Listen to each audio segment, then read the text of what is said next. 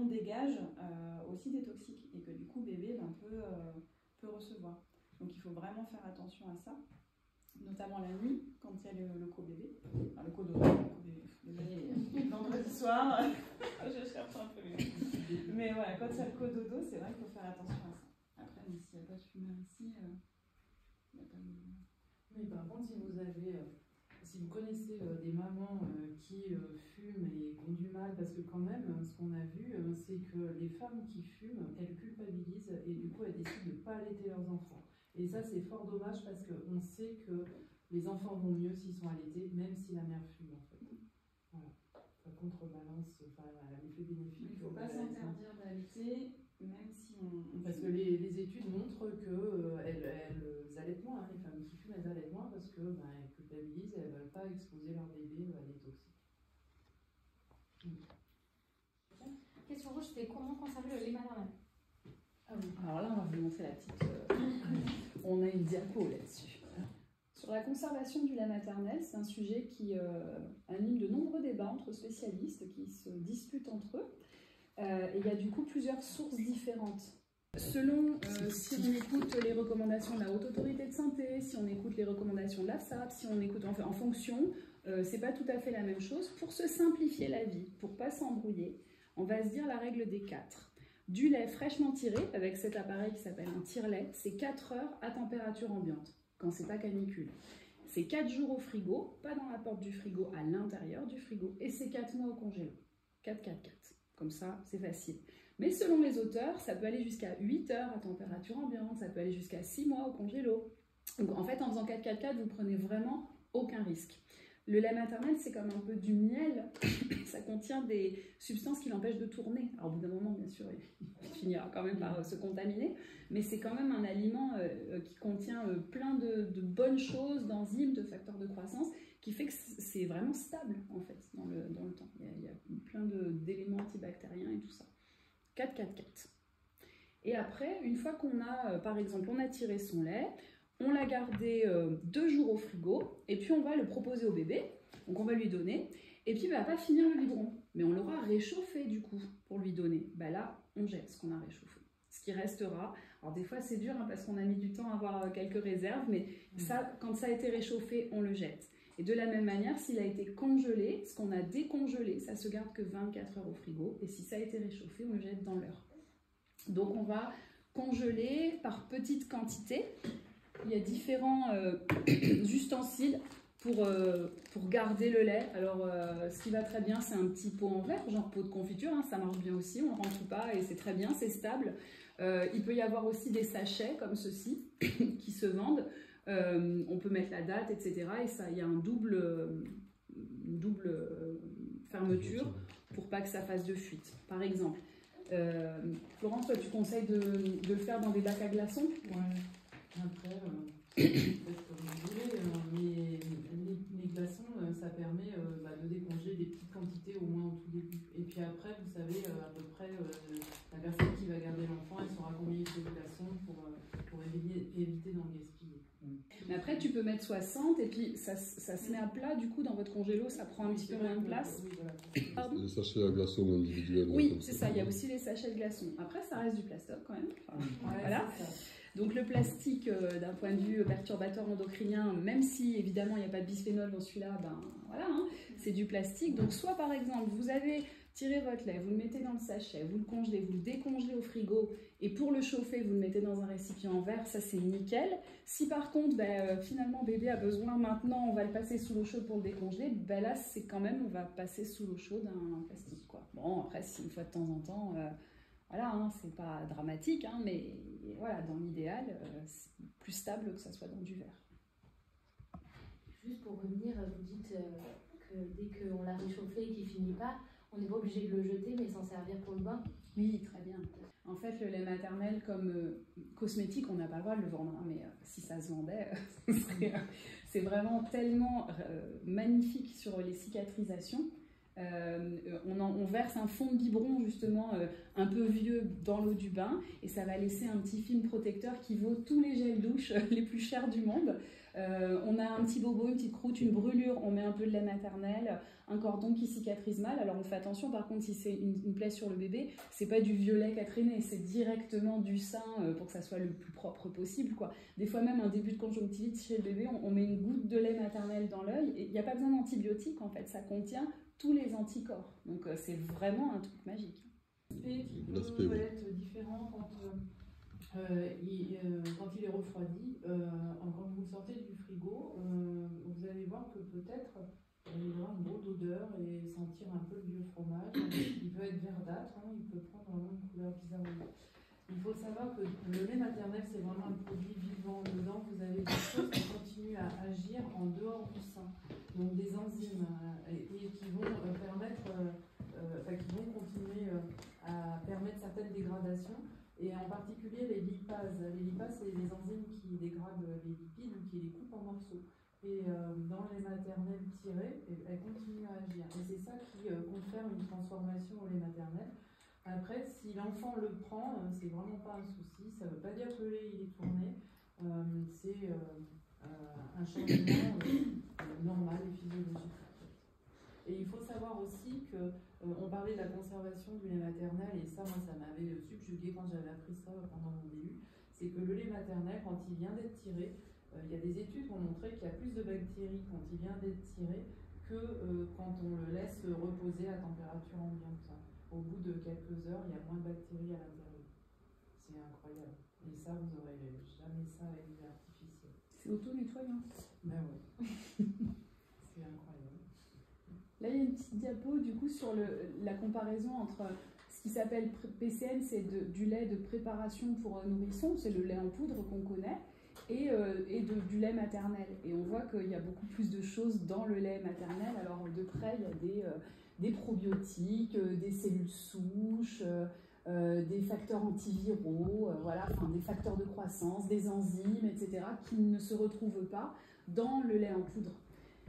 C'est tellement un aliment inimitable que quand on a des bébés qui naissent prématurés, eh ben, on ne sait pas fabriquer aussi bien. Et du coup, quand pour une raison X ou Y, la maman ne peut pas donner son lait, eh ben, on fait du don de lait maternel comme on fait le don du sang, parce que c'est l'aliment le plus adapté pour un bébé. D'autant plus s'il est fragile. Le maternel, là, ça illustre vraiment qu'il est vivant. Les babos essayent de faire des copies en essayant de rajouter un peu de ceci, un peu de cela dans le lait artificiel, mais c'est bien là où ça va pas, où ce sera jamais possible de créer du lait maternel, parce que c'est un produit vivant, c'est comme le sang, c'est un produit vivant. Moi, j'ai bossé longtemps dans une grande maternité où dès qu'il y avait un bébé prématuré, il fallait qu'on lui mette le premier truc dans sa bouche, c'était du lait maternel, parce qu'on savait que ça allait coloniser son tube digestif avec les bonnes choses qui allaient l'aider à réussir à mieux absorber tout le reste. Et donc même un bébé qui a limite un peu du mal à avaler tellement il est petit, eh ben on lui met un tout petit peu, quelques gouttes de lait maternel, et on sait que ce petit geste-là améliore ses chances de survie. Donc c'est fou quoi, rien qu'un petit truc comme ça. Comment on arrive à concilier l'allaitement et la reprise du travail en fait, dans votre question, c'est comment faire techniquement pour tirer votre lait, pour faire des réserves. Oui, c'est ça, faire des réserves pour pouvoir continuer l'allaitement. Ouais. Et si on n'a pas forcément faire assez de réserves pour continuer un allaitement exclusif, par exemple, ouais.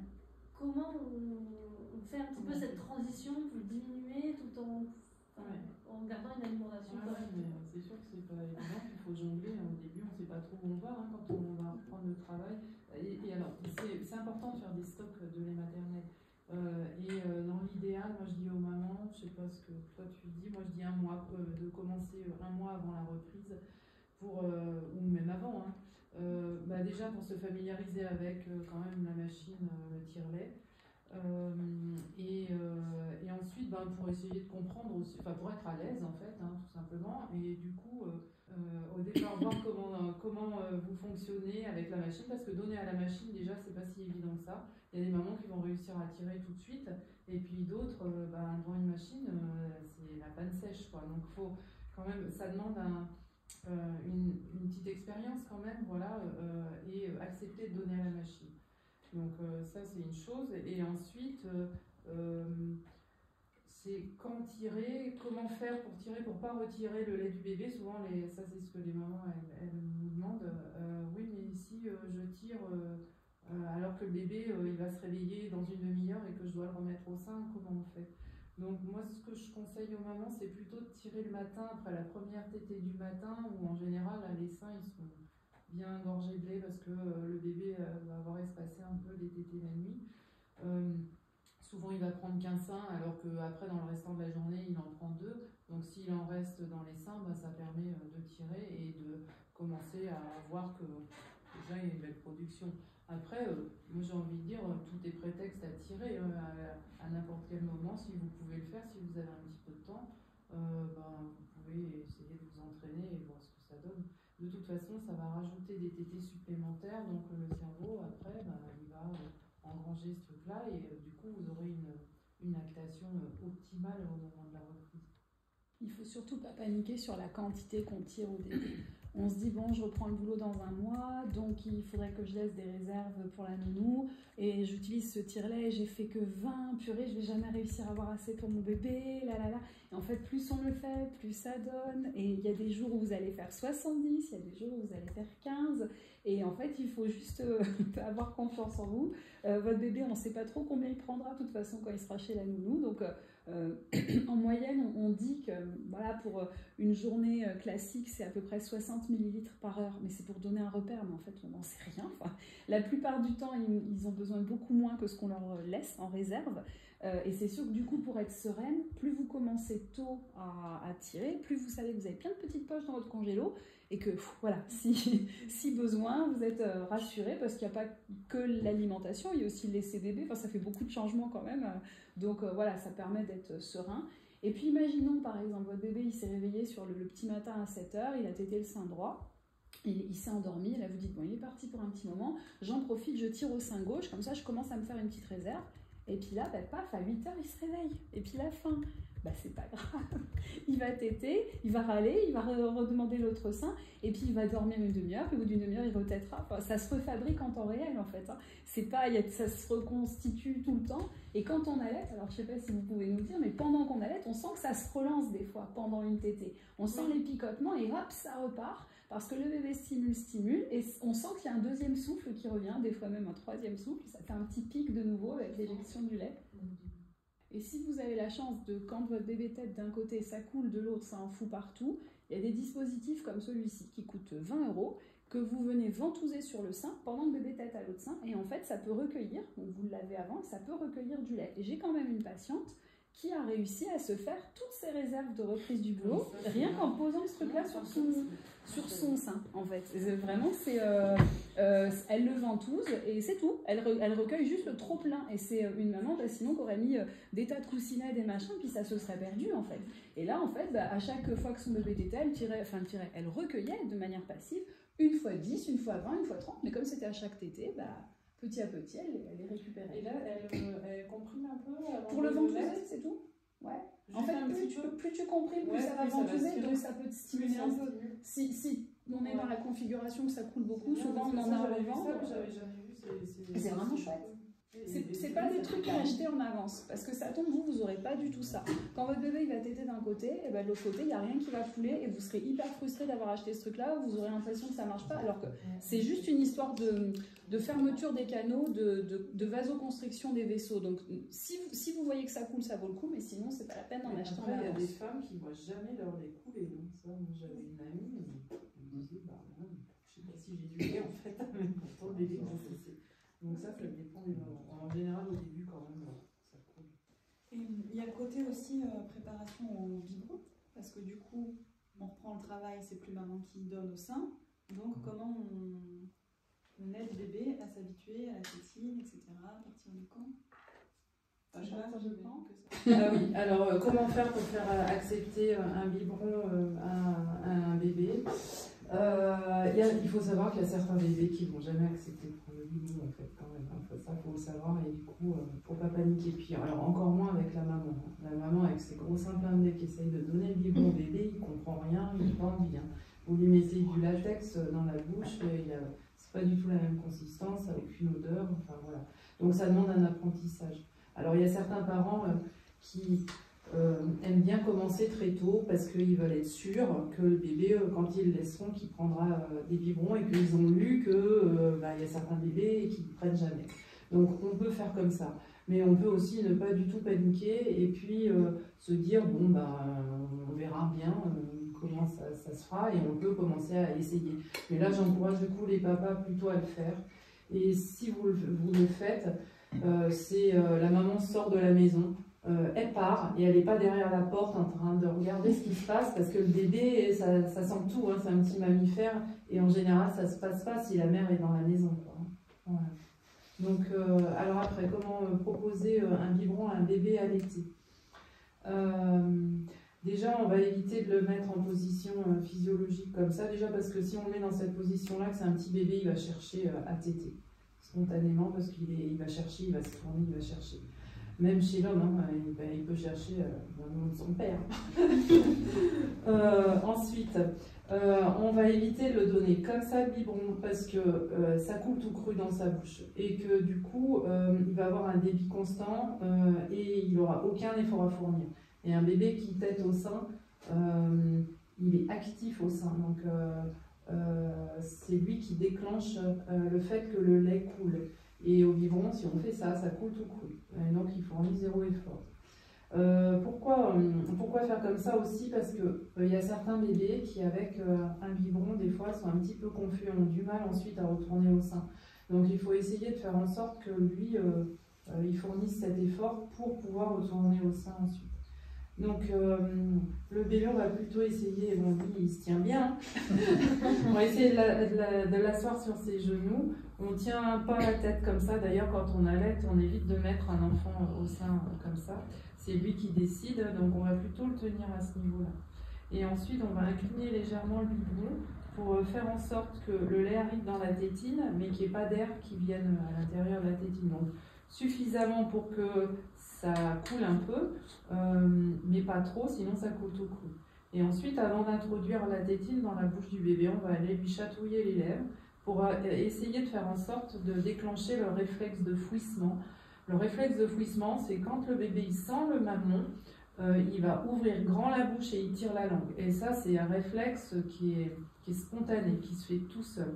Il y a certains petits qui ont un petit peu de mal. Mais si on introduit une tétine dans la bouche directement dans le bébé, il va prendre l'habitude de ne pas ouvrir la bouche et puis éventuellement d'aspirer. Et après, quand il retourne au mamelon au sein et qu'il aspire le mamelon, ça peut être un peu douloureux. Et donc, on lui chatouille, ça déclenche la grande ouverture de bouche et seulement à ce moment-là, on va introduire la tétine. Et au fur et à mesure du biberon, quand le bébé avance dans le biberon et qu'il boit de plus en plus, on ne va pas incliner le biberon, on incline le bébé pour garder la même inclinaison du biberon. Et puis il faut être patient. Il y a des bébés qui disent c'est quoi ce nouveau truc, j'aime pas. Comme ils vont dire c'est quoi ce nouveau truc de ne pas être dans les bras de mes parents, j'aime pas, c'est normal. Et donc on réessaye tranquillement le lendemain. Et puis au bout d'un moment ils y arrivent. Et il y en a, ils sont tout terrain, ils y arrivent dès le début. Et il n'y a aucune confusion. Et enfin il y a quand même beaucoup de moments où ça se passe bien, quoi. Enfin, voilà. Les confusions, c'est quand même assez rare, parce que quand même, quand on voit des petites frémentes, on a eu des bibes qui ont eu plein de tuyaux dans la bouche, et après, finalement, ils prennent le sein, ils y vont, franchement. Les confusions, on en voit, hein, mais c'est quand même assez rare, en fait. J'en vois de temps en temps, j'en ai vu un ça. Après, moi, j'ai vu en crèche, parce que je suis auxiliaire, il y avait une petite, elle n'avait pas du tout de biberon, elle était allaitée, donc c'était à la petite cuillère ou au verre, enfin, trouver d'autres solutions que le biberon. Ouais, exactement. Il y a d'autres moyens. Alors ça, après, ça peut faire peur, hein. Ça peut faire peur aux parents, puis ça peut faire peur aussi aux assistantes maternelles, hein, quand elles gardent. Alors en crèche, je sais pas, c'est vrai qu'il faudrait que j'interroge. En fait, on n'avait pas le choix parce qu'elle ne voulait pas du tout le biberon et elle prenait que les maternelles. Elle était petite, elle avait 6 mois. 6 mois. Donc on peut après donner, congé mat. effectivement, on peut donner à la petite cuillère, on peut donner au verre. Bon, au verre, quand on est avec des petits bébés, faut quand même le faire avec précaution pour éviter les fausses routes. Parce que quand on donne la tasse à un tout petit bébé qui vient de naître, on ne va pas verser le lait dans la bouche du bébé parce qu'il y a des risques de fausses routes. Donc en fait, on va incliner un petit peu comme avec le biberon, on incline le verre jusqu'à ce que le lait affleure sur la lèvre inférieure et le bébé va aller laper le lait dans le verre. Et c'est le bébé qui reste actif, c'est pas la personne qui va donner à boire. Bon, après tout ça, ça demande de l'entraînement. En maternité, elles ont l'habitude, les filles, mais après, c'est vrai que montrer ça à une assistante maternelle, il faudrait vraiment quelqu'un de... En tout cas, il y a des solutions. On peut partir du principe que le bébé, il est quand même hyper adaptable et qu'il y a de grandes chances que ça se passe bien. Que si vous partez en gagnant comme ça risque de mieux se passer. Que les bébés, ils meurent jamais de faim. Moi, je vous raconte ma propre expérience. Ma première fille, ça s'est très bien passé. Puis mon fils, mon deuxième, il n'a jamais voulu prendre un biberon. Jamais de sa vie. Il n'a plus de biberon. Et il m'attendait, je travaillais en garde de 12 heures à la maternité, il ne mangeait rien pendant 12 heures. Il attendait que je rentre, comme ça. Et il n'a absolument pas maigri, il allait très très bien, et il était en pleine forme. Il n'a pas trouvé le truc, et dès qu'il a pu, il tenait son petit bol, dès qu'il a réussi à tenir un bol, et il buvait lui-même. Et voilà, ça n'a jamais marché, et pour autant, il allait très bien. Et c'est là où c'est chouette d'avoir une nounou compréhensive qui n'est pas trop stressée et qui, il mangeait du coup. Ça, à 6 mois, ça va encore quand ça arrive à cet âge-là parce qu'ils sont diversifiés. À partir de 4 mois, on peut commencer à donner d'autres choses que le lait maternel. Quand c'est pour une reprise du travail à 2 mois et demi et que le bébé il refuse son biberon, on galère un petit peu, quoi. Voilà. Mais quand même, il y a moins de chances. Un petit bébé va accepter plus facilement le biberon qu'un bébé un peu plus grand. À partir de 4-5 mois, ça peut devenir un petit peu plus difficile. Les grands, ils peuvent avoir du caractère. Mais moi, du coup, j'avais une autre question. J'ai mon fils qui ne veut pas du tout le lait décongelé. J'avais fait des réserves et comme après, je devais les vider, donc j'ai donné. Je faisais décongeler avant, je lui faisais chauffer au moment et tout, mais il ne le voulait pas du tout.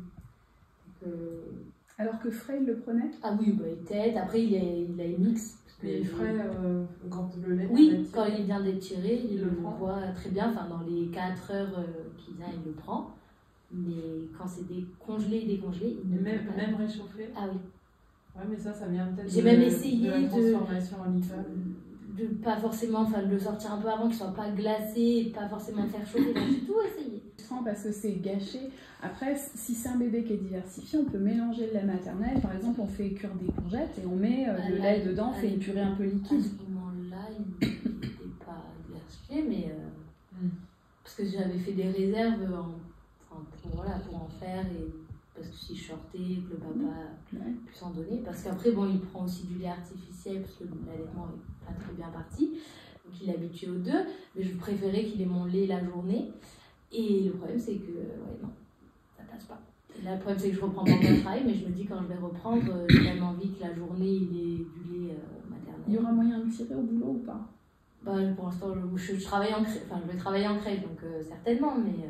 Parce qu'à ce moment-là, comme je sais que ça se garde 4 jours, oui, c'est ça, il faut faire du jour au lendemain. Mais en journée, vu qu'il ne va pas téter quand vous serez au travail, il y a moyen qu'en tirant plusieurs fois dans la journée, vous ayez de quoi couvrir la journée du lendemain, en fait, et qu'il ait du lait frais. C'est l'histoire des enzymes, en fait, qui dégradent le lait. Ça ne doit pas avoir tout à fait le même goût, mais nous, on le sait, c'est moins bon de manger des trucs décongelés. Il a raison, cet enfant, il a tout compris. C'est meilleur quand c'est frais. Après, je pourrais l'essayer maintenant, parce qu'il a 7 mois, donc... Et maintenant, peut-être de le mélanger avec les aliments aussi. Oui, ça je le fais si j'en ai qui... Des céréales, faire des sortes de petits bouillies. Ouais, c'est ça. Sur internet, on trouve des gâteaux de semoule aussi de lait maternel. Moi, je connaissais bien toutes ces recettes-là avec mon fils, du coup, parce que ça, il mangeait. Et du coup, on peut faire des flans, des machins comme ça, avec des gélifiants, qui du coup ressemblent un petit peu à un petit yaourt. Et ça passe. Est-ce que tu sais si l'agar-agar, on peut l'utiliser chez les plus petits? Quand on fait... Une fois qu'on a diversifié, je pense que oui, mais il faudrait que je vérifie quand même. Moi, j'utilise. Moi, j'en ai. Toi, ça passait? Oui, je pense que oui, mais parce qu'il n'y a pas d'interdiction en fait, on peut tout introduire. Mais moi, je voulais poser une question aussi, parce qu'en fait, je suis allée chez la sage-femme et elle m'a dit qu'à son âge, à 9 mois, il fallait plus que j'endorme au sein et du coup, je voulais avoir votre avis un petit peu sur ça. Elle m'a dit, elle a 9 mois, elle n'a plus besoin de s'endormir au sein, elle n'a plus besoin de télé la nuit, tout ça et tout. Du coup, je suis un peu perturbée de tout ça. Pour que l'allaitement fonctionne, ce qui permet de faire fonctionner l'allaitement, même après, quand l'enfant est plus grand, les tétées nocturnes, elles sont importantes parce que c'est là où on a un taux de prolactine qui augmente la nuit et du coup, ça permet d'entretenir une bonne lactation. Après, ce qu'elle essaye de vous dire, en fait, c'est que chez certains enfants, on va avoir des associations d'endormissement. C'est-à-dire que si le bébé il est habitué à s'endormir au sein et qu'il n'y a rien qui est fait jusqu'à 9, 12, 24 mois, si vous ne mettez rien en œuvre pour changer ça, il se peut que l'enfant ait besoin de s'endormir au sein à chaque fois qu'il va se réveiller. Alors après, ça peut ne pas poser de problème, c'est-à-dire que moi, dans mes patientes, j'ai des patients qui vont allaiter des enfants qui vont grandir après, donc ils vont allaiter des bambins. Peut-être que ça peut vous choquer parce qu'en France, on ne voit pas beaucoup de bambins allaités, mais il y a des mamans qui le font et ça se passe bien. Et donc, un bébé, il y a certains bébés qui, à 3 ans, vont continuer à s'endormir au sein. L'histoire de l'association d'endormissement, c'est quand on se retrouve après avec des bébés qui vont se réveiller toutes les 2 heures parce qu'ils n'arrivent pas en fait, parce qu'ils prennent l'habitude de s'endormir au sein et que quand ils vont se réveiller, ils cherchent le même mode d'endormissement. Donc en fait, toutes les 2 heures, ils vont réveiller leur mère pour pouvoir se rendormir. C'est un peu ça. Alors, moi j'ai envie de dire, et d'ailleurs ce serait la même chose si on endormait le bébé autrement, c'est-à-dire que si on a tous nos modes d'endormissement, on a tous nos petits rituels, l'endormissement au sein, c'est forcément un rituel bien agréable et oui, ils sont bien au sein et donc ça paraît logique de les endormir au sein. Dans plein de pays, les mamans elles font comme ça jusqu'à 3-4 ans, ça pose aucun problème. Ce qu'il y a, c'est que faut dormir à proximité avec son bébé et les mamans, quand elles sont habituées à ça et qu'elles ne vivent pas dans une société occidentale, ça peut ne poser vraiment aucun problème parce que c'est normal de dormir avec son bébé et que le bébé il ait accès au sein nuit et jour. Dans nos sociétés occidentales, c'est pas tellement valorisé ça et c'est même beaucoup jugé. Moi, dans mes patientes, il y en a qui vont endormir leur enfant comme ça jusqu'à 3-4 ans, ça ne posera pas de problème et elles le vivent très bien. Et, voilà. Et puis il y en a d'autres qui vont venir me voir en me disant « Moi, j'arrive pas à dormir, c'est horrible, je suis une vraie zombie, qu'est-ce que je peux faire ?» Donc si on veut ne plus dormir avec son enfant après, enfin de toute façon, globalement, je pense que le sommeil après, ça dépasse l'allaitement, c'est-à-dire que le sommeil après, c'est aussi une histoire d'éducation. Et que votre bébé, vous allez l'éduquer, vous allez lui dire non pour certaines choses. À partir de 18 mois, c'est là où l'enfant commence à faire cette petite crise de frustration quand on commence à lui dire non. Et c'est pour ça que si vous voulez ne pas être gêné ou si ça vous pose problème cette histoire-là, il faut commencer à apprendre à votre petit à s'endormir seul de temps en temps. Et ça peut se faire très tôt, ça.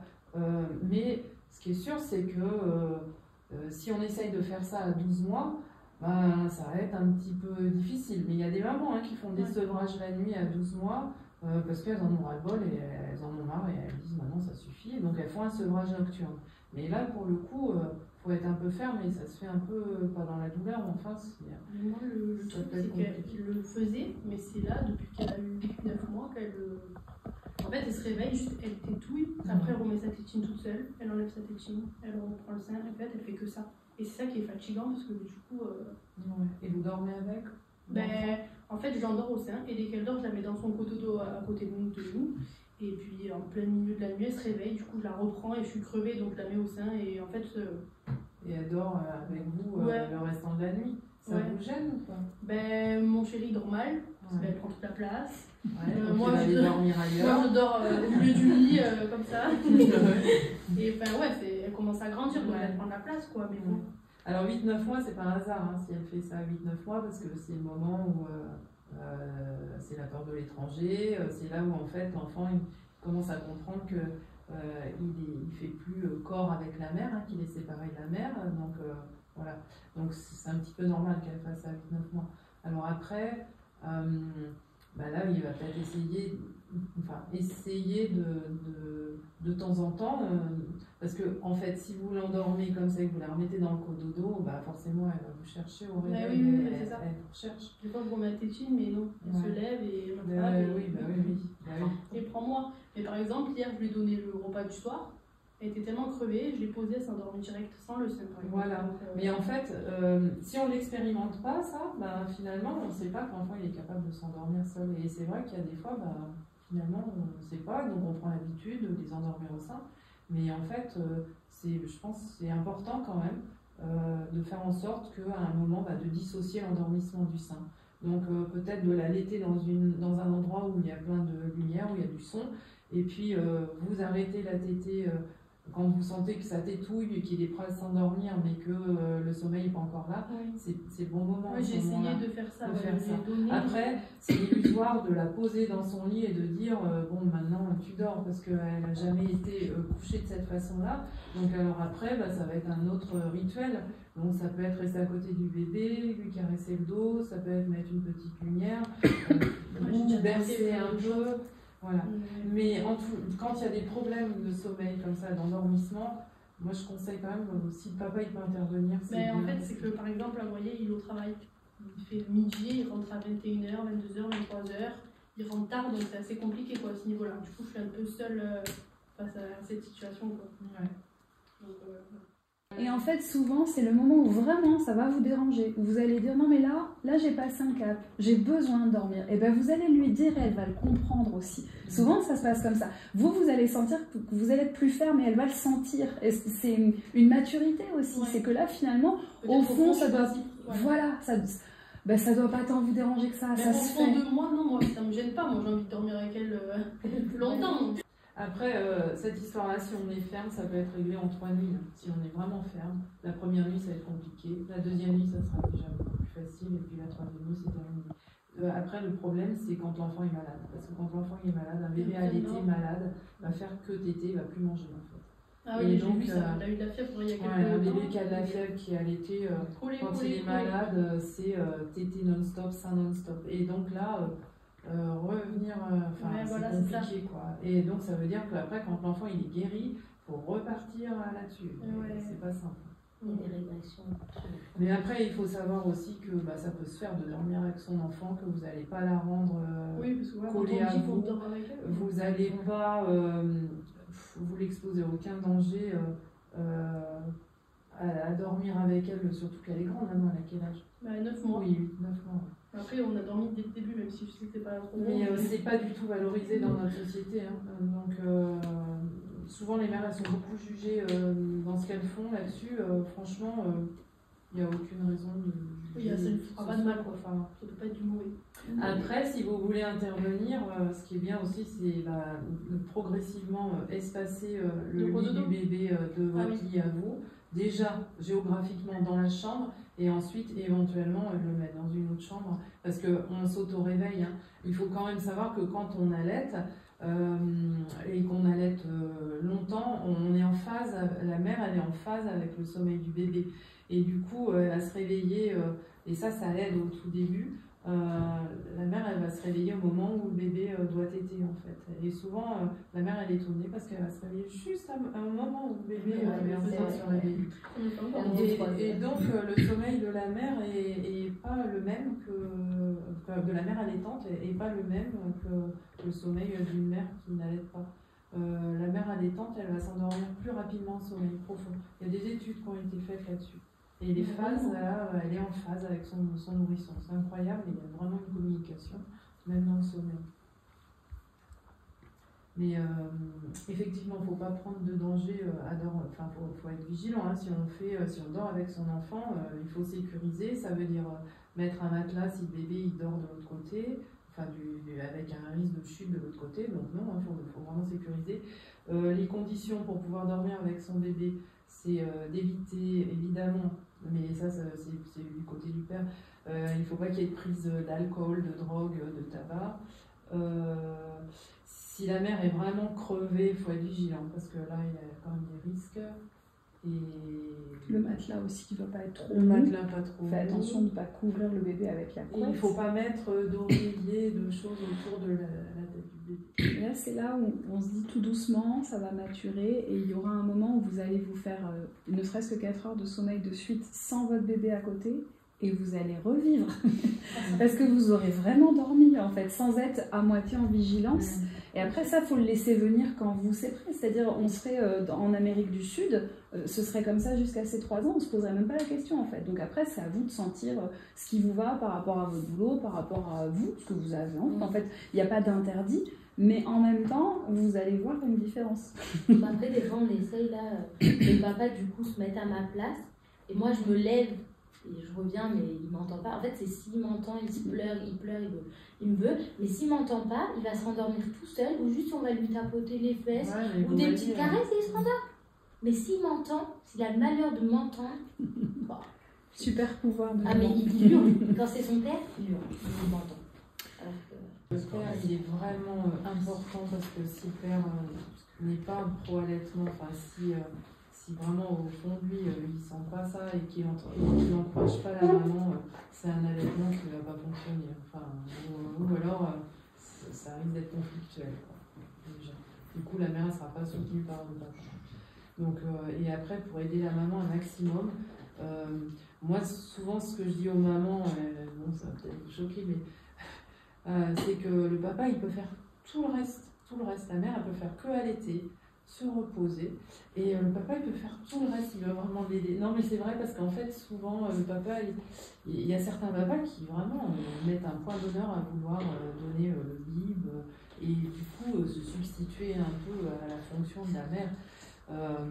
Bon, là, j'entends ce que vous dites, hein, vous voulez aider la maman, lui donner des bibs de temps en temps pour aussi participer, prendre du plaisir aussi à donner le bib. Mais voilà, sachez que le papa va faire tout le reste. Non, mais c'est vraiment important que vous soyez là pour faire beaucoup de choses dans la maison au tout début de l'allaitement, là, au tout début où la mère est crevée, qu'elle vient d'accoucher, que les nuits elles sont difficiles. Enfin, vous aussi, hein, vous allez être des zombies.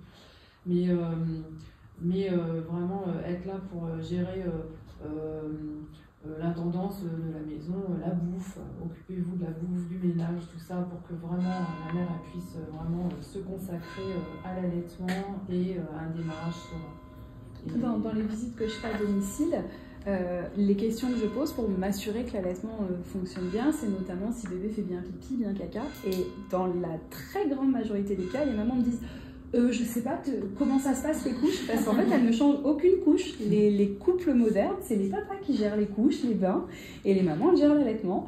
Et quand je leur dis là, vu comment ça se goupille, vu la prise du sein et tout, si vous vous sentez, vous pouvez commencer à tirer votre lait pour donner un biberon. Vraiment, dans la plupart du temps, les parents disent déjà, oh là là, ah bon, bof, alors que avant d'accoucher, ils se disaient vite, c'est quand je donne un biberon, et en fait, finalement, ils se nourrissent d'autres choses avec leur bébé, ils se rendent bien compte qu'ils arrivent à créer un lien privilégié, et j'ai plein de mamans qui, limite, elles sont un peu en panique s'il y a une couche qui a débordé, parce qu'elles ont moins de gestes que leur conjoint qui, du coup, s'est pleinement emparé de son rôle. Donc, il y a plein de manières de trouver sa place. Et sur le démarrage, alors, comment on met toutes les chances de son côté? Alors moi, je serais curieuse de savoir ce que Aude en a retenu. Alors, moi, déjà, le premier point, c'était déjà, c'est juste après la naissance, de démarrer au moins dans l'heure qui suit. Voilà. Ça, c'est bien. Ça, c'est le premier message, c'est le plus important. Et voilà, donc avec le pot à pot, que c'est le bébé, en fait, qui va faire le geste lui-même de venir chercher le sein, en fait. Après, on peut l'aider s'il ne trouve pas. Voilà. Sinon, repérer un peu les signes du bébé, de quand est-ce qu'il a besoin de téter. Donc, quand il met les doigts dans la bouche, il sort la langue, voilà, des petits signes comme ça. Et puis, donc, du coup, le fait de l'avoir en pot à pot plus souvent, en fait, il va chercher, on va voir les signes et on va pouvoir le faire téter plus souvent. Donc, comme on disait tout à l'heure, plus il va téter et plus ça va lancer la machine, quoi. Voilà. Je sais pas si j'ai tout dit, mais je cherche tout ça. C'est le plus important en fait, ça. C'est que ça commence bien dès le début, c'est-à-dire que il faut pouvoir dire au cerveau, là en fait on va lancer le truc. Et donc ça se passe par une tétée. Il faut que le mamelon soit stimulé. Donc soit dans la situation idéale, l'accouchement se passe bien, on a un bébé en pleine forme et il va trouver le sein parfait, idéalement dans l'heure. Et puis s'il y a une complication X ou Y, il faut aller stimuler le sein. On va se mettre les doigts de chaque côté du mamelon, on va reculer les doigts pour écraser le sein, on va du côté de l'arrière et on rapproche ses doigts. Spontanément, si je vous dis je vais faire couler une goutte de lait, on a tous envie d'aller vers l'avant comme ça. Et quand on va vers l'avant, on va juste se faire mal et il n'y a rien qui va couler et surtout, on ne va pas envoyer le message de « t'as vu là, on a besoin de téter ». Donc on va se mettre comme ça, on va reculer, rester reculé et rapprocher ses doigts. Et là, on va avoir une goutte de lait qui va venir commencer à perler. Tu recommences plusieurs fois jusqu'à ce qu'on ait des petites gouttes petit à petit qui viennent. Donc si pour une raison, il y a une césarienne, bébé peut pas téter tout de suite, quoi qu'il arrive, quoi qu'il se passe, et d'autant plus que la situation est un peu compliquée, et ben on va dire au corps, en fait ça y est, il est né, on lance le truc. Et donc on va faire cette petite stimulation, on en reparlera, parce que vraiment je vois la différence sur le démarrage. C'est vraiment dans l'idée, c'est un des trucs les plus importants. C'est qu'il y ait cette stimulation-là, alors dans la première heure, et puis le plus souvent possible après. C'est-à-dire que ça peut être le premier, le deuxième jour à la maternité, 8 fois, 12 fois dans la journée en fait. Dès que le bébé a un peu l'air de chercher, on n'attend pas qu'il pleure pour lui proposer de téter. Dès qu'on voit qu'il serait disposé, on lui propose, on l'amène près du sein, et c'est lui qui va téter. Il va téter, il va pas téter, mais plus on va lui proposer, plus on va envoyer le message au cerveau à dire « T'as vu, il est né, on envoie la machine ». Et là, il y a des chances que ça fonctionne bien. Tu veux rajouter autre chose? Un bébé qui vient de naître, il veut téter tout le temps. Hein. Il faut vraiment ne pas être... faut vraiment vous attendre à ça, quoi. Et vraiment répondre à sa demande, et c'est nuit et jour. Et il peut vraiment réclamer très, très, très souvent. Je me souviens de mon deuxième, la première nuit, je me dis, oh, j'en ai marre, téter. Mais c'est vraiment ça. Et ça, c'est vraiment le garant d'une bonne lactation pour après, quoi. Et l'histoire de l'heure, tout de suite, l'heure après l'accouchement. Alors, il ne faut pas que ça vous stresse, dans le sens où peut-être vous allez vous dire, oh, mais on a oublié de le faire téter dans la première heure où il n'a pas pris le sein. C'est pas grave, ça, parce que si ensuite il tète énormément, ça va se rattraper. Mais il faut quand même savoir qu'il y a des études qui ont été faites. Il y a une chercheuse qui s'appelle Jane Morton. Elle a fait doser les quantités de lait produit 6 semaines après si le colostrum avait été tiré manuellement dans l'heure qui suivait l'accouchement ou pas. Et dans ces études, on peut avoir vraiment, en fonction des mamans, ça dépend des mères, mais il y a des mères qui vont produire vraiment le double 6 semaines plus tard si leur colostrum a bien été tiré dans l'heure qui a suivi la naissance. Après, mon expérience en maternité, c'est que j'ai pas mal travaillé dans un secteur où étaient hospitalisées les mamans dont les bébés étaient prématurés. Et donc parfois, on n'a pas prévu d'accoucher prématuré, paf, on accouche. Je sais pas si je veux allaiter, voilà, ça s'est précipité, puis comment va mon bébé, puis j'ai eu une césarienne peut-être, enfin, voilà, on atterrit. Et finalement, la question se pose de nourrir ce bébé le lendemain. Donc on a fait 0 stimulation, et là, les parents rencontrent le pédiatre qui va dire, écoutez, vraiment, si vous êtes motivé pour allaiter, c'est le meilleur aliment pour votre bébé, c'est le meilleur même médicament, s'il vous plaît, allaitez. Nous, en tant que pédiatre, on a vraiment besoin que votre bébé soit nourri avec votre lait. Et c'est des mamans qui se lancent, mais avec vachement de retard, mais d'une manière tellement assidue, elles n'ont jamais pas assez de lait. Elles en produisent des quantités. C'est sport, hein, elles mettent le réveil toutes les 2 heures, les premières nuits, pour avoir 3 pauvres gouttes, mais pour dire au cerveau, vas-y, on lance. Et après, elles ont une bonne lactation. Donc, c'est pas non plus pas trop de pression sur le début. Idéalement, vous le faites comme ça, il n'y aura pas besoin de faire ce truc toutes les 2 heures, mais ça se rattrape. Et j'ai le souvenir d'un couple où la maman, elle avait fait une hémorragie. Donc, il y a eu beaucoup de sang, le corps, il se met en économie. Il dit, bon, l'allaitement, c'est secondaire. Hein. Là, on récupère un peu. Et elle était rentrée à la maison, il y avait moitié biberon, moitié lait, c'était cafouilleux. Et finalement, en stimulant, dans les 15 premiers jours, à la fin, ça finit qu'avec du lait. Et elle a tout doucement enlevé les biberons. Et en fait, elle était hyper motivée. Après, on n'est pas obligé de faire comme ça. Hein. On n'a pas une médaille hein, si on donne que du lait. On fait comme on le souhaite. Hein. Mais elle a réussi à ne donner que son lait. Ça lui tenait à cœur. Donc après, il ne faut pas trop de pression non plus, quoi. Mais si tout se passe bien, il y a quand même toutes les raisons de penser que tout va bien se passer, que ce bébé il va naître, il va être en forme, et bien là, il faut dans l'idéal qu'il tète dans la première heure. Il y a aussi le côté, voilà, être patient et se dire que si ça ne marche pas tout de suite, on se laisse le temps aussi. Enfin, c'est normal que dès le début, enfin, il y a des bébés, ça va marcher tout de suite, mais il y a des allaitements où ça va prendre un peu plus de temps, on va devoir trouver les bonnes positions, au niveau des douleurs, savoir gérer, etc. Donc, se laisser aussi ce temps-là. Et alors, je parle sous votre couvert aussi, mais des fois, certains services de maternité sont un peu rapides sur le complément à donner à bébé. En disant, il perd du poids, il faut du complément, ils font du complément.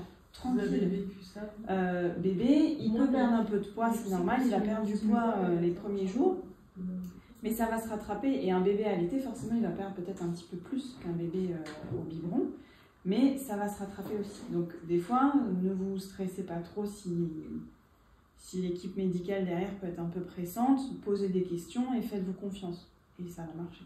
D'accord ? Mais voilà, des fois, il y en a qui sont un peu...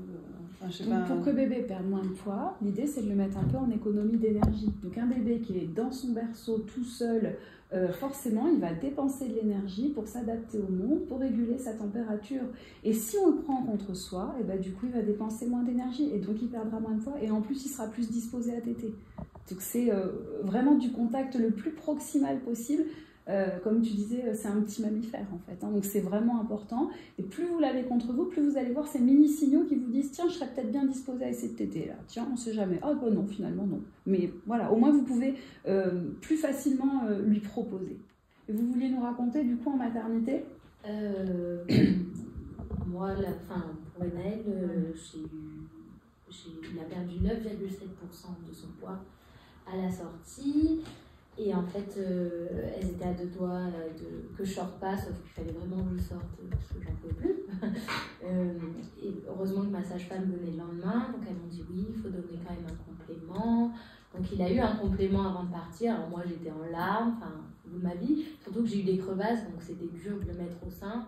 Donc voilà, c'est mal parti. Donc il a eu un biberon, je suis sortie le lendemain. J'ai une copine qui travaille en mater, elle m'a dit vas-y, mets-le à fond toute la nuit. Donc allaitement à fond toute la nuit. Le lendemain, elle vient, il avait pris 50 grammes. Bon, parfait. Elle me dit bah, continue comme ça. Elle revient le jeudi, il avait perdu 10 grammes. Du coup, elle me dit bah là, il faut compléter. Donc on a complété. Donc après, bah, la nuit, j'arrivais pas à l'allaiter allongée, donc je me levais, sauf que j'étais épuisée. Dans le canapé, enfin voilà, c'était très compliqué, donc on donnait des biberons les premiers temps, la nuit. Et puis finalement, je me suis donné un mois, je me suis dit si au bout d'un mois ça va pas, on arrête, on donnera que des biberons, il les prend, c'est pas grave. Et puis finalement, arrivé à son terme au 4 avril du coup, et ben ça marchait comme sur des roulettes, après j'ai pu l'allaiter allongé, enfin voilà, ça fonctionne très bien. Alors il a toujours un biberon le soir avant de dormir parce que je me dis peut-être ça le cale plus. Pas du tout, c'est totalement faux. Mais bon, il a quand même son biberon et sa tétée avant de dormir. Après, c'est un petit poids, enfin, c'est pas un gros bébé, donc voilà. Mais du coup, voilà. Et puis les crevasses, en fait, c'est ça aussi qui est très dur. Ça fait très très mal. Donc voilà. Et acheter de la lanoline, prenez du film plastique, des petits coquillages. Enfin voilà, il faut vraiment se préparer parce que surtout les peaux claires, on est plus sujet à ça. Donc, c'est ça en fait qui peut faire aussi. Parce que vu qu'ils têtent beaucoup, comme on dit, mais ça, voilà, ça fait mal. À la maternité, ils sont vraiment... ils surveillent le poids, et le poids, c'est une obsession, et il faut vraiment que le poids soit en ascension. Et quand un bébé commence à s'approcher des 10%, là, c'est branle-bas de combat. Et c'est dommage parce que je pense qu'il y a plein de bébés qui têtent parfaitement bien, dont les mères se débrouillent très très bien. Ils perdent 10%, mais si on vérifiait que ce bébé tète bien, que la mère a bien le colostrum, il suffirait d'attendre 24 heures pour que ça démarre. Et souvent, le don de complément, il est donné à ce moment-là. Complément de lait artificiel, c'est-à-dire que l'enfant, on va lui donner un litre de lait artificiel au lieu de faire téter. Du coup,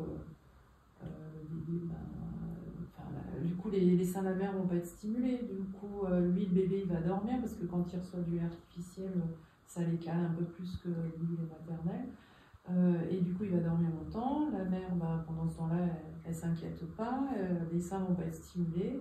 Et puis voilà, après, c'est le début de la fin. Enfin, moi, je le vois trop, ça. J'en ai marre de voir ça, j'en ai marre. Franchement. Ça peut. Pardon. Vas-y. Non, parce que moi j'ai vécu en tant que maman, on peut sentir ça comme un échec. Se dire, ah bah non, je vais allaiter, il me propose du complément. Voilà, ça fait peur. C'est exactement ça. Ça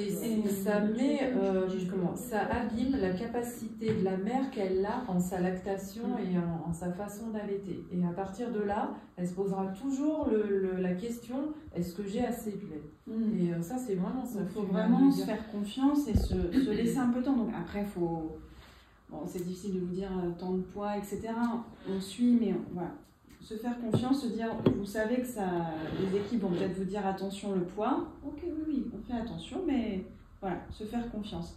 Et en plus, j'en avais discuté avec une allergologue par exemple, et le fait de donner un petit peu de lait, là, un petit peu de complément, puis en fait on n'en donne plus, et en fait pour les allergies, c'est pas terrible, parce qu'en fait on expose une fois l'enfant, puis après il est plus exposé, on allaite. Alors c'est pour ça que maintenant quand il y a un don de complément maternité, c'est plus du lait de vache, c'est de l'hydrolysa ou du lait de mère. Et alors ça c'est intéressant, c'est que eux, ils veulent en maternité que votre bébé soit en bonne santé. Ils veulent pas que votre allaitement il échoue. Hein. Leur travail, sauf qu'ils ont des normes avec des courbes qu'il faut que vous rentriez dans les cases.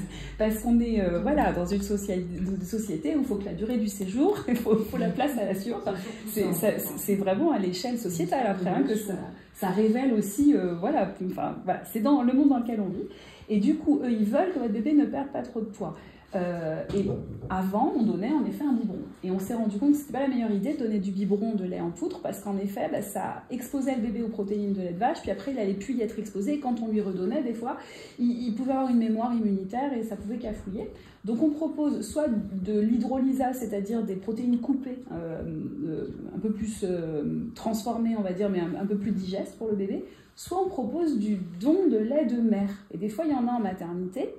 C'est-à-dire une maman allaitante qui donne son lait, comme on fait le don du sang, c'est surveillé, c'est vérifié, c'est ce qui va d'habitude au préma, mais des fois il y en a suffisamment pour qu'en maternité on vous en donne. Et du coup on va vous dire, votre bébé il a perdu 8% de son poids, il faut qu'il ait un complément de lait, on vous propose de donner du lait de mère, et là tous les parents ils refusent, ils font ah non, je veux un tire-lait, je vais tirer mon lait, c'est bon. En fait ça marche 10 fois mieux depuis qu'on fait ça que de donner un biberon en poudre, ou alors ils disent bah oui bien sûr on donne un biberon de lait en poudre, mon bébé est en danger et il a son poids qui diminue, parce qu'on est parents, on veut le meilleur pour son enfant. Si un soignant vous dit votre bébé a maigri, mais 10 fois vous lui donnez du biberon, bien sûr, c'est trop important. Et si on vous dit c'est du lait d'une autre maman, alors que c'est mieux dans l'absolu, c'est vachement mieux, c'est surveillé, mais du coup vous allez vous booster. Et le truc que vous devez retenir, parce qu'on peut pas savoir, on peut pas écrire l'histoire, il y a des circonstances qui sont difficiles, votre témoignage il est super intéressant, mes mamans étaient un peu gros, c'était 3 semaines en avance. C'est la vie, c'est un ajustement qui est très fin et des fois ça va pas aussi bien qu'on veut, on a des petites douleurs, etc. Mais si jamais il y a besoin d'un petit coup de boost extérieur, il faut stimuler avec la machine pour que le cerveau il ait le message de on lance le truc. C'est-à-dire que s'il y a un biberon et qu'il y a un bébé qui dort 4 heures, il faut qu'il y ait au moins eu 2-3 stimulations à la main ou au tire-lait pour que ça enchaîne. Et d'avoir confiance en soi. Les patients qui disent « mon lait n'est pas assez nourrissant », tu réponds quoi, Florence?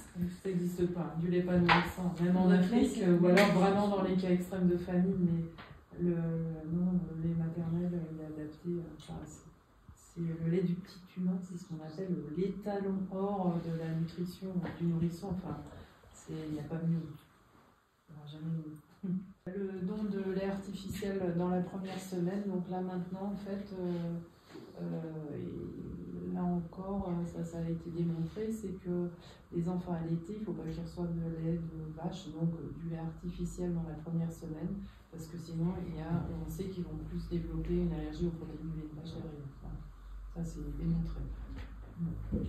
Du coup, si à la maternité, on lui propose un complément parce qu'il perd du poids, etc., est-ce qu'on... alors ça dépend si on nous propose du lait en poudre, est-ce qu'on peut essayer de... Ce qu'on leur proposera d'emblée par défaut, à l'heure actuelle, dans toutes les maternités, Ouais. c'est de l'hydrolyse à protéines. Ok. C'est de protéines de Ouais, lait. c'est C'est plus le truc classique. Sauf si vous dites, je veux aussi donner du biberon et je veux d'emblée un allaitement mixte. Ouais. Bon, ok, pas de souci, à ce moment-là, on fait comme. Voilà. Mais par contre, si c'est un allaitement et que c'est un petit coup de pouce parce que ce bébé, il n'arrive pas bien à ouvrir sa bouche, parce qu'il n'arrive pas à sortir sa langue, parce qu'on n'y arrive pas au niveau des bouts de sein, il y a quand même pas mal de petits réglages à avoir. Et il y a des fois, c'est un apprentissage, et des fois, ça roule tout seul, il y a des fois, il faut un petit peu plus de temps. Et ben à ce moment-là, on vous donnera un truc justement sans protéines de lait de vache. Voilà. Vous avez l'info, mais voilà. Surtout, avant de donner un complément, il faut tirer votre lait pour voir s'il y en a, parce que parfois, en maternité, ça, c'est pas vérifié. Hein. Donc, s'il y a besoin de donner des compléments et que vous êtes pleine de lait, mais que pour X raison, ça fonctionne pas, le bébé, il n'a pas les doses, bah, vous tirez votre lait et vous lui donnez. Et ça peut être manuellement. C'est très important que Sarah, elle vous montre ça et qu'elle vous explique ça, parce que c'est vraiment très facile à faire manuellement, et que le colostrum au départ, les quantités c'est minuscule, hein. Là, on voyait un nourrisson le premier jour, la taille de l'estomac c'est une noisette, donc le colostrum c'est très peu, mais c'est pas les quantités qui comptent. Le colostrum, il y a tout ce qu'il faut pour nourrir l'enfant et pour éviter qu'il y ait un problème derrière, et surtout c'est tellement bourré d'anticorps, ça va tellement protéger, donc les quantités elles sont moindres, et donc le tirer au tire-lait, des fois ça va se perdre dans les tuyaux, ça va très peu couler parce qu'il y en a très peu. Donc il vaut mieux tirer manuellement. Et ça, en fin de grossesse, vous pouvez commencer à essayer de tirer votre colostrum et vous familiariser avec cette technique. C'est très étonnant parce que je trouve qu'en France, les femmes, elles sont pas... on leur apprend pas ça, ou très peu. Enfin, certaines sages-femmes le font, mais en maternité, c'est le premier truc qu'on devrait montrer aux mamans. Mais avant d'accoucher, il faut aller voir des vidéos. Il y a des vidéos aussi hein, sur l'expression manuelle du colostrum ou du lait maternel. Et dans l'heure qui suit l'accouchement, hein, c'est ce qu'on me disait. Moi, j'ai vu passer des films, mais je n'en revenais pas parce que je n'avais jamais vu couler du colostrum. Moi, je pensais que c'était goutte à goutte. Et dans l'heure qui suit l'accouchement, on peut avoir vraiment un réflexe d'éjection avec vraiment des jets de colostrum. On ne perd pas si on essaye de le faire. Oui. On ne va pas le perdre, entre guillemets, s'il n'est pas donné, s'il est juste... En fait, on peut juste stimuler, juste comme ça, et on laisse les gouttes couler parce que les circonstances font que c'est compliqué de le recueillir, mais le mieux, évidemment, c'est de faire couler et de récupérer dans une petite seringue, par exemple, et on va aspirer chaque goutte dans la petite seringue. Et en 5 minutes, on fait 1 millilitre à peu près. Enfin, il faut être patient, 5 minutes, c'est long pour avoir un tout petit fond, enfin, ça fait une cuillère à café, Départ, mais voilà, c'est de l'or, c'est de l'or. pour le nourrir, le nourrisson. Et moi, je voyais en maternité, quand on avait des bébés hospitalisés en pédiatrie, avant que la maman se lève pour la première fois pour aller voir son bébé, on faisait une petite pipette de colostrum et qu'on sonnait à la porte de la néonate et que la puéricultrice nous ouvre avec la pipette. Waouh! Enfin, tout de suite, elles sont hyper contentes pour ces bébés parce qu'elles savent que ça y est, on met vraiment toutes les chances de notre côté pour ce bébé. Donc, voilà, on peut le mettre dans une petite pipette. C'est un geste qui est quand même maintenant, aujourd'hui, ça progresse bien, qui est connu même par exemple quand on a une césarienne et qu'on est surveillé par un infirmier d'anesthésie, c'est des gestes qu'ils connaissent maintenant et que les parents maîtrisent maintenant aussi. Donc voilà, on en parlait peu. Enfin, je pense qu'on n'avait pas conscience il y a encore une dizaine d'années de l'importance de cette stimulation précoce en fait. On a toujours mieux à faire, on court partout et c'est dommage parce que c'est super important pour que ça démarre bien. Et après, c'est vrai, ta réflexion sur le fait que le bébé se mette pas en économie d'énergie et que, effectivement, moi je me souviens que ma petite, quand elle est née, le premier jour, je crois qu'ils lui ont pris la température. Ah, mais elle a froid, hop, on l'a couverte, et moi j'étais godiche hein, à l'époque, je ne savais pas, ça sera à refaire, évidemment, je la déshabillerai puis je la prendrai contre moi. Et c'est vraiment la température maternelle, la mère, elle a le don. Dans les deux sens, de réguler la température du corps de l'enfant. C'est-à-dire qu'elle va diminuer la température si l'enfant a trop chaud ou augmenter la température s'il a trop froid. Le père, lui, il va augmenter la température si l'enfant a trop froid, mais il ne va pas la réguler dans l'autre sens. Mais le pot à pot avec les papas, c'est hyper important aussi. Profitez de vos bébés en pot à pot. Vous allez développer une relation extraordinaire avec votre bébé. Et le fait, du coup, que quand le bébé il est contre sa mère, bien couvert, bah, il va moins dépenser d'énergie et il va moins maigrir. Et il fera moins d'hypoglycémie. Il va avoir moins mal au ventre, il va être plus disposé à téter, il va être rassuré par les battements du cœur de sa maman, il va sentir son odeur, il va être colonisé par ses bactéries de sa peau. Mais ça tombe bien parce qu'elle va lui donner les anticorps de ses propres bactéries dans son lait. C'est bien foutu comme système quand même. Hein, Ce bébé il vient de naître, je vais le garder contre moi en peau à peau, je viens d'accoucher, donc je fais bien attention de dégager sa tête sur le côté. Il va être couvert avec une couverture, mais s'il est un tout petit peu découvert comme ça, et que je fais pas attention, je suis en train de téléphoner, je dis oh il est super beau, machin, et son bonnet qui est censé bien lui couvrir ses oreilles, il est remonté un petit peu, puis en fait là il est en train de me faire tous les signes de j'aimerais bien téter mais je le vois pas parce que je suis au téléphone, mais là c'est nul, c'est trop dommage, ce bébé il faut que je le couvre, parce qu'on va le retrouver à 36, on va me le mettre en couveuse, du coup je vais louper une tétée quand il sera dans la couveuse, vous voyez, puis moi je vais flipper d'avoir un petit en couveuse, enfin c'est hyper important ça, du coup dès le début d'être complètement présent avec son bébé, de le couvrir vraiment bien partout, de bien faire attention qu'il est bien chaud comme il faut, le petit bonnet, et d'être complètement présent sur ces premiers moments qui sont en plus magiques. D'où l'importance aussi, ce que disait Florence sur le rôle des pères, de gérer aussi tout l'environnement qui est autour. Essayez d'être là au moment de l'accouchement, parce que là, vous ne serez pas en situation d'infériorité et vous pourrez imposer les choix ou rappeler à votre compagne, mais souviens-toi, tu avais dit ça, on devait faire ça. Et puis, sauf qu'elle, elle vient d'accoucher, elle est dans son monde, là, et donc les pères, là, votre rôle est vraiment important. Mais je pense que c'est bien aussi quand même d'arriver en maternité, que ce soit pour l'accouchement ou pour les soins de bébé, pour l'allaitement, sans avoir un sentiment de méfiance envers l'équipe. Et c'est vrai qu'on entend tout le temps des histoires de ça s'est pas hyper bien passé. Clairement, je ne sais pas quelle maternité conseiller, il n'y en a pas une mieux que l'autre parce qu'à chaque fois j'ai des échos sur les séjours en maternité qui ne sont pas optimum, enfin clairement. Je pense que le personnel est débordé et on leur demande de faire bien, mais avec une charge de travail telle que c'est juste impossible. Et c'est de l'humain après, donc on peut aussi tomber sur des gens moins motivés. Et en même temps, si vous vous dites ok, on a les éléments, on sait ce qui compte pour nous, et on va partir du principe que ça va bien se passer. Parce que si vous êtes un peu on me demande ça, mais est-ce que vraiment c'est la meilleure chose? C'est dommage. C'est dommage. Mais en même temps, vous êtes parents et vous avez des choix. Et c'est vous qui allez prendre les décisions, susu, pas susu, cododo, il dort dans sa chambre, ça y est, c'est vous qui allez décider. Et du coup, est-ce qu'on lui donne un complément? Là, on est inquiet, vous voyez, votre bébé, il a perdu 8% de son poids, il faut lui donner un complément. Très bien, je veux tirer mon lait, s'il vous plaît. C'est une alternative. Je tire mon lait et je lui donne le complément de mon lait, plutôt que de lui donner un biberon. C'est un choix que vous avez. Donc, vous voyez, après, on en discute ensemble. Et c'est vrai qu'il y a des fois, vous êtes dans le truc, tu dis j'étais godiche, mais en fait, tous les parents débarquent, et même médecin, enfin voilà, on ne sait plus rien, on est parents, on découvre tout. Et du coup, de dire, mais quelles sont les possibilités que j'ai? Quel choix je peux faire, moi, pour faire en fonction de mes convictions et de ce qui compte pour moi? Et puis quand même, c'est un beau témoignage qu'on a là, c'est-à-dire qu'il y a eu du biberon. Et regardez comme il va bien ce petit bout. Il y a un biberon tous les soirs et c'est un allaitement qui roule.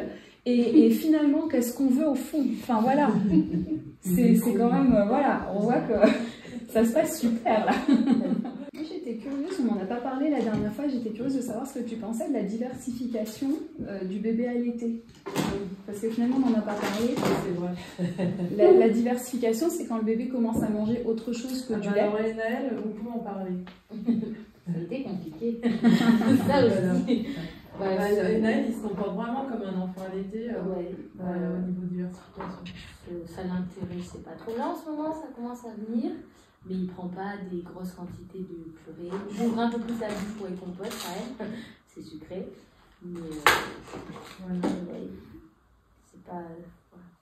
Donc les bébés allaités en général, il est trop bien. En général, on peut ne pas commencer avant 6 mois ou on commence vers les 5 mois et demi, 6 mois. Ça dépend en fait du stade de développement de l'enfant. Sur le plan nutritionnel, ça dépend des enfants, mais globalement à 6 mois, les besoins de l'enfant sont couverts par le médicament. Oui, ça, il y a juste au niveau du fer. Du coup, là, le lait commence à être limite pour apporter suffisamment de fer. Mais de toute façon, jusqu'aux 2 ans de l'enfant, le lait maternel, il est prio, quoi. Enfin, c'est le lait qui va apporter surtout. Donc, il n'y a pas d'urgence à faire des repas complets diversifiés. L'important, c'est de commencer à exposer un petit peu l'enfant à différentes choses, lui présenter voilà, un panel d'aliments. Mais il n'y a pas urgence à se dire il faut que j'arrête une tétée pour faire un repas. Ça va venir petit à petit. Oui, moi ce que je vois en consultation, c'est quand même des enfants un petit peu comme Naël, c'est-à-dire un enfant qui a allaité à la demande, il va se diversifier. Il ne faut pas rater de commencer vers 6 mois parce que l'enfant il est curieux de tout, vous le voyez. Il est vraiment, voilà, il a envie de tout toucher, tout mettre à la bouche. C'est vraiment le bon moment pour commencer la diversification. Mais parfois, les parents restent un peu sur leur faim parce que finalement, ça va doucement. Et moi, je le vois vraiment en consultation, les enfants allaités à la demande. Ça dépend des enfants. Il y en a qui vont être des gros mangeurs d'emblée tout de suite à 6 mois. Mais il y en a aussi qui vont mettre du temps à diversifier, hein, qui vont vraiment commencer à manger des quantités un peu plus importantes vers 8, 9 mois, voire 12 mois. Voilà. Et donc voilà, alors faut pas paniquer en fait, continuer à allaiter à la demande. Et puis la diversification, de toute façon, qu'est-ce que c'est au juste? C'est pas tellement de faire manger de tout d'un seul coup, c'est plus éduquer l'enfant avec des nouvelles textures, des nouvelles saveurs, des nouvelles couleurs, des nouveaux goûts, qu'il sache que ça existe, qu'il soit content de goûter, de patouiller éventuellement. Et après, ça va se faire de toute façon. Un bébé, après 1 an, c'est rare quand même qu'on ait des enfants qui soient allaités, au-delà d'1 an et qu'il n'y a rien d'autre. Donc ça va se faire de toute façon.